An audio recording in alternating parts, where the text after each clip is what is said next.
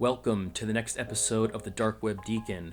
Before we begin, be sure to smash that subscribe button, click the bell to turn on notifications. New videos are published every Monday and Thursday, and as always, be sure to like and provide comments. Ransomware is a multi-billion-dollar economy.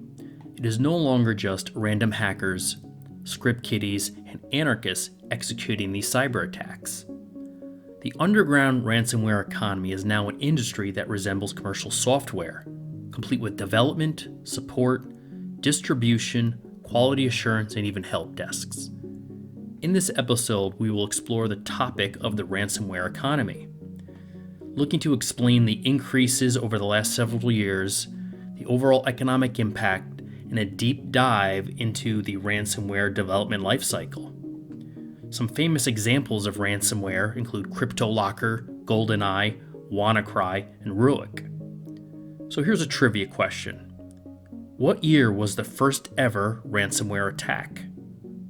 Answer, 1989. The first ever ransomware virus was created in 1989 by a Harvard-trained evolutionary biologist, Joseph Pop, also known as the father of ransomware.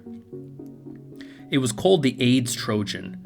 Pop sent 20,000 infected diskettes labeled AIDS Information Introductory Diskette to the attendees of the World Health Organization International AIDS Conference in Stockholm.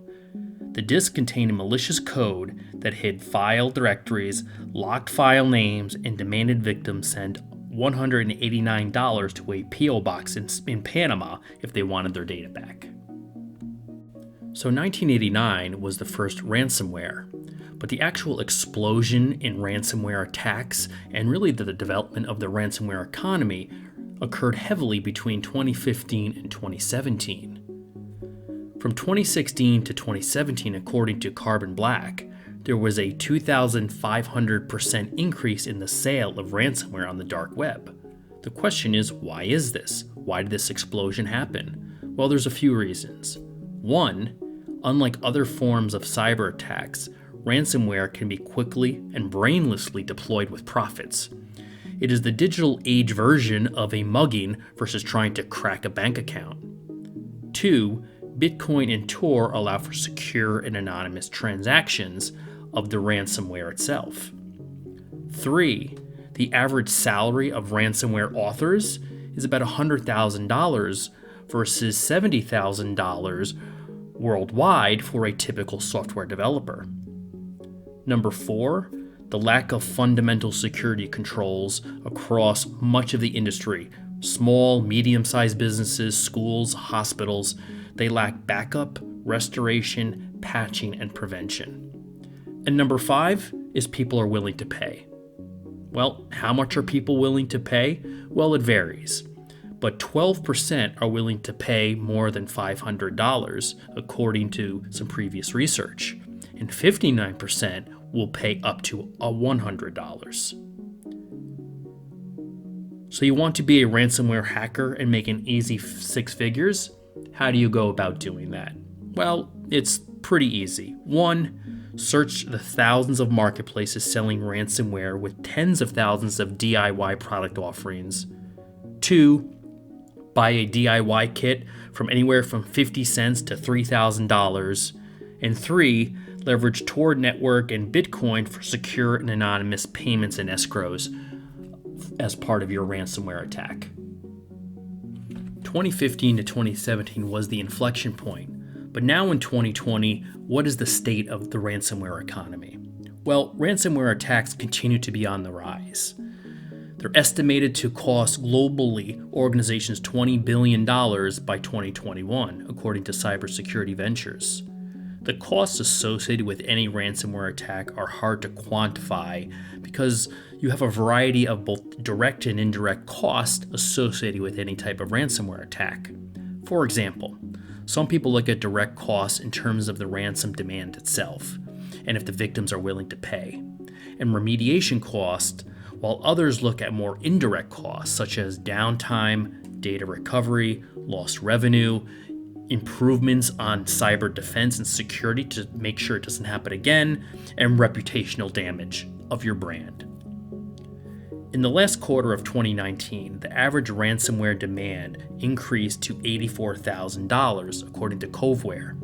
The company reports that the highest reporting ransomware payment was $780,000 for a large enterprise. So, who has and continue to be the richest targets for ransomware attacks? Well, almost anyone, from healthcare organizations to the energy sector to schools, which account for an astounding 60% of ransomware attacks, to large businesses, government offices, and small and medium-sized businesses are also not immune and account for roughly 20% of the attacks, according to a survey from Datto's Global State of the Channel Ransomware Report. Recent surveys suggest that an astounding 15% of ransomware victims decided to pay. Much of the success of ransomware attacks is due to the very sophisticated nature and the mature nature of the ransomware development lifecycle. So if we look at the three tiers here, we see Tier 1 are the authors. They're responsible for coding and support. Tier 2 in this economy is ransomware as a service, for lack of a better term. These are the affiliate programs you can buy into that offer campaign tracking, Bitcoin transactions monitoring, and distribution. And then Tier 3 are the distributors. They're responsible for distributing your specific ransomware attack via spam, exploit kits, or social engineering. Now, if we look at the supply chain, we have 5 main parts: creation, distribution, encryption, payment, command and control. This really resembles a small business with a very mature way of developing and distributing its software. So the creation is part of your standard software development life cycle. Distribution, that's responsible for spreading the attack via random or targeted channels, just like you would target your audience if you're selling your product. Encryption, these are the tools to encrypt and decrypt the payment information. Much like you having a product that you're selling online, you make sure you have a secure method of receiving payment from a customer. Number 4 is payment. So Bitcoin and other crypto service providers also provide escrow services in order for receipt of those payments. Think of it as kind of the PayPal version of the software development lifecycle. And then number 5 is command and control. This provides end-to-end operations of the ransomware to control infected hosts. So this is much like the operating center or the technical operating center of your software business, where you're monitoring the various systems you have, the software, who's using it, are systems down, do systems need patching. The command and control that can be purchased as part of the ransomware development lifecycle provides a lot of the operational support and a lot of the metrics to figure out, are you being successful or not?